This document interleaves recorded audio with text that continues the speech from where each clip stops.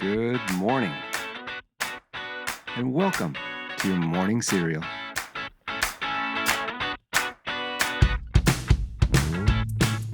Okay, good morning and welcome to Tuesday. And if your coffee hasn't kicked in yet, well, maybe your gut has, because today is Go With Your Gut Day. Now, that's just a reminder to just trust that inner compass you have, but really only do that if your gut has a history of good decisions.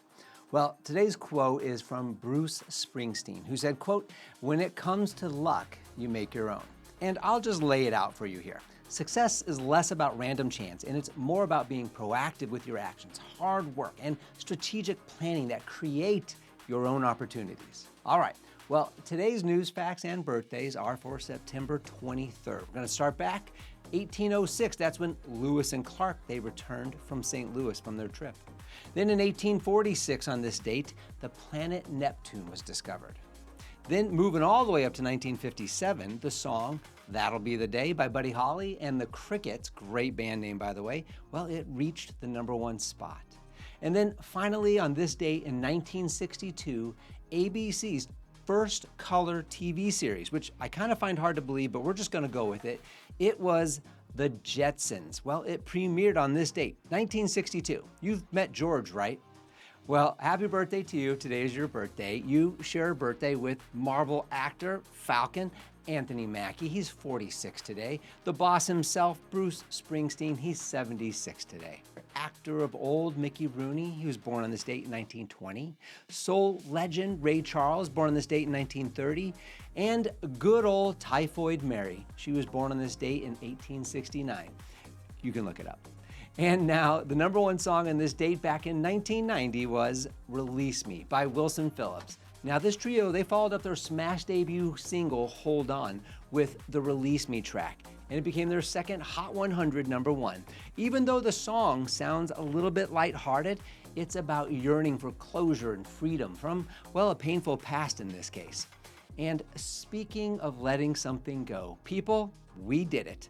We finished Stephen R. Covey's The 7 Habits of Highly Effective People. I didn't even let you know yesterday because I didn't want you to get caught in a downward spiral. But Covey's book, it's often described as a guide not to quick fixes, but to principled living. Remember, he frames the journey in terms of moving from dependence to independence to interdependence, right? It started off in the private victory with habit 1, which was be proactive. Covey emphasized between stimulus and response, man has freedom to choose, end quote. And we're not bound by circumstances, right? We can decide our actions and our attitudes. That's where habit 2 came in. Begin with the end in mind. And it was asking us to imagine the legacy that we want to leave and to align our daily choices with that vision. Then we moved into habit 3, which was put first things first, right? It's time management redefined a little bit, focusing on what is important but not urgent, right? Such as relationships, those are important, growth is important, and long-term goals, okay? Then we moved into the public victory, which flows naturally when you've mastered that self-discipline, okay? Habit 4, think win-win, and it encourages abundance, believing there's room for everybody to succeed. Then habit 5, seek first to understand, then to be understood. It's about listening with empathy before speaking. Then habit 6, synergy builds on differences, not in spite of them. And as such, we can create results that are greater than individuals could have achieved alone. And then finally, we just finished up habit 7, which was sharpen the saw. And it ties everything together, this last habit. Covey explains renewal across 4 dimensions in that: physical, mental, social, emotional, and spiritual. And Covey said, quote, "We must never become too busy sawing to take time to sharpen the saw," end quote.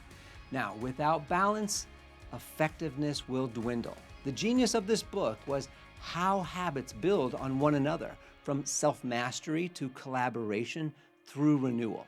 And Covey's final reminder was that effectiveness, it isn't about hacks, but about principles that endure. All right, here is your last Covey takeaway. Effectiveness isn't a one-time win. It's a lifelong journey of growing from self-mastery to meaningful relationships that are renewed daily. All right, So today, trust your gut and take a step toward that dream. Thank you for joining us today on Morning Serial. We'll see you back here tomorrow when we start our next book. It's called The Let Them Theory by Mel Robbins. We'll see you then. Have a fantastic day. Don't forget to follow and subscribe to the Morning Serial podcast on the One Life Live It channel.